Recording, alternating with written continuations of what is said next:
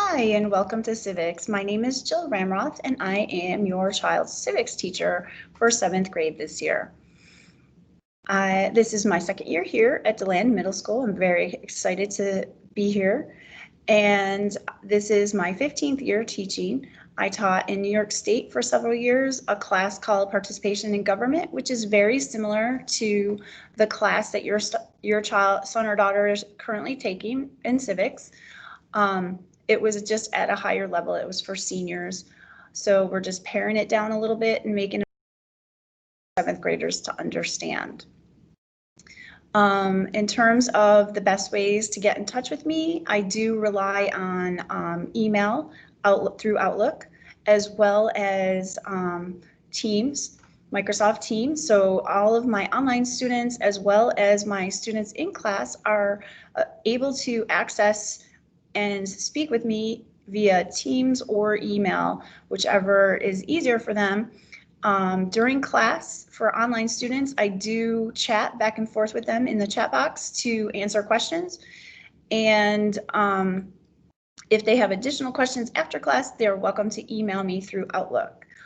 I post all of my class on Canvas. So every day students are able to access my course in terms of what we did for that particular day and make up work, or if they're online, that's the way that they can access what's happening in class, whether it be video links or actual assignments or quizzes. All of that will be available to them on Canvas. And I am going to take a few minutes to share that with you, so that you can help your student navigate if they're having issues. I will share my syllabus as well through Canvas. It is also available on Canvas, so let me just do that. Everything goes through vPortal. So you're going to go through vPortal. You are going to find the Canvas tile. So you're going to click on Canvas. When it comes up, I have two courses. I have both the civics class as well as an advanced class. Depending on which level your student is in, you are going to want to click on one of these tiles. So we're going to click on, we're just going to go with general civics for today. You can see there's a little tab about your teacher, classroom resources. In this classroom resource tab, I do have the complete glossary for students from our textbook. So that helps when they are doing vocabulary terms. It simplifies it. They are welcome to use that in addition to the digital resource of the textbook online. My student expectations are listed here. In our class, we follow the 6 Ps. They need to be prompt, they need to be prepared, they need to be polite, they need to be a problem solver. So all of those things are listed here in my expectations. So if we click on the button, it'll come up. Here's the school expectations, and here are our classroom rules brought to you by the letter P. Productive, polite, prepared, problem solver, all of those things that I just mentioned. So now if you need to navigate back out of your tab, you're going to just go to modules. And each of the modules is laid out. So here you can see is week 1. Here's my syllabus instructions. Here's week 2. If you, mine is closed up, but if you click open, this is exactly what your student will see. So it's listed by date, makes it very easy for them to understand how to find things.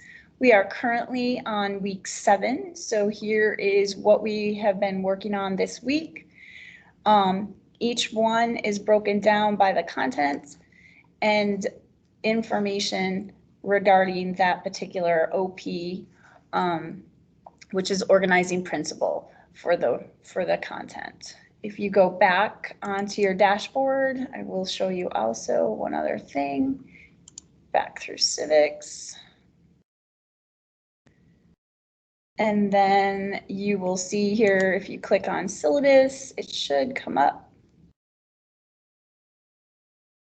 No, let's see.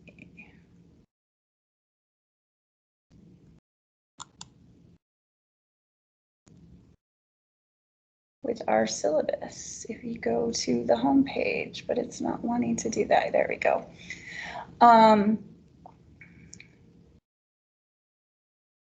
So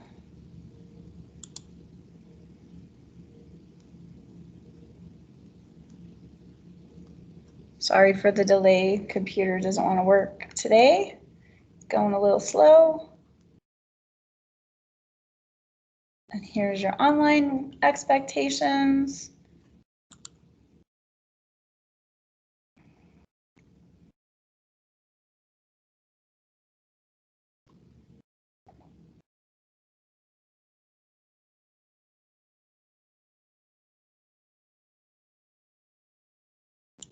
So classroom resources maybe is where it's at.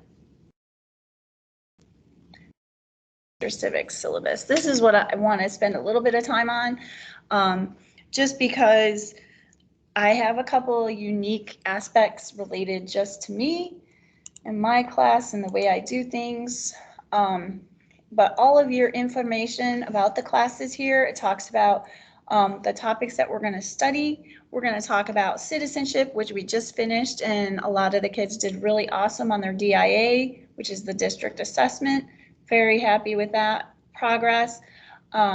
We are going to talk about how different documents and different Enlightenment thinkers have shaped our foundation as an American government. We are going to look at the functions of the three branches, the legislative branch, the judicial branch, and the executive branch. We are going to talk a little bit about political parties. I do want to reassure everyone that my approach when I talk about these things, because I know this year is very heated, is to make sure that kids learn how to be informed and to go to places and resources that are clearly reliable for them. So .org websites, edu websites. When we talk about things, if the kids have questions, I always try to refer them to a viable resource to get more information, because the best citizens are the most informed citizens. And that is one of the overlying things that I try to teach them during the course. We are also going to talk about foreign policy and how our country developed into the power that it is today, as well as major constitutional amendments that have shaped our role as citizens and as a country. So if you look down onto the syllabus here, you can see this is the best way to contact me. Here's my email. Here's my phone number and extension through Teams. Students are welcome to call me as long as it's not during a class period. If it's during another class period, I will not answer an incoming call, but you are welcome to leave me a message. We are required to take a civics EOC, which is given at the end of the year to May. It does count for a third of your students' grade.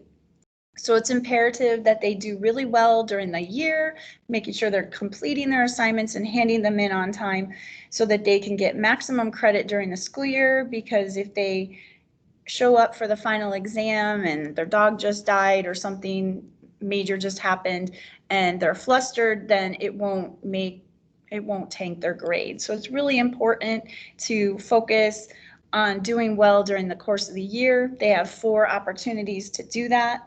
The EOC does count a third of their grade, so there is some more information about that.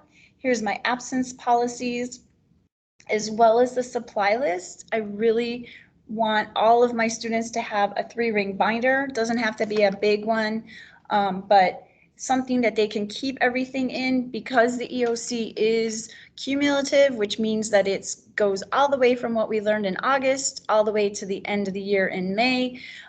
They're gonna need some resources to study from, and I tell them every day in class that I will not recreate their notebook for them come May. I'm not gonna print off 1,000,000 copies for them because they threw things away.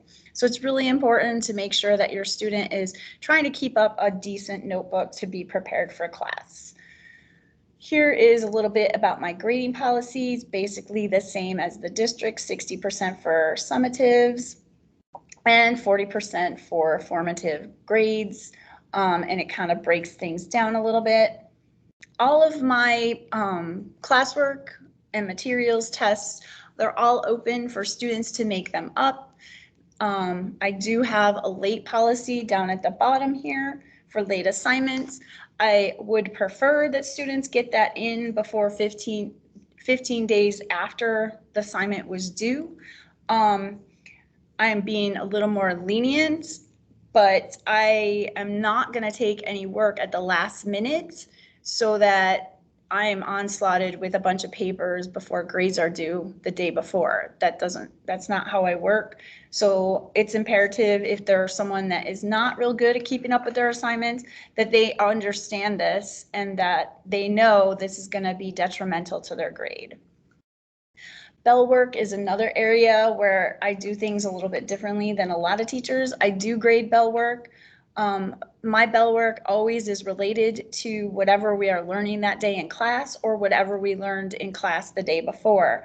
So I do want to know, it's kind of like a temperature check for me to know where kids are at and know if they are understanding the material. So I do grade the bell work, and I do not allow them to make it up, because I have a lot of students who decide that they're not going to do the work, and I want to make sure that they understand the value of completing that assignment at the time. It does no good if you do it 10 days later to get a grade, just to get the grade. It doesn't make any sense. It's defeating the purpose.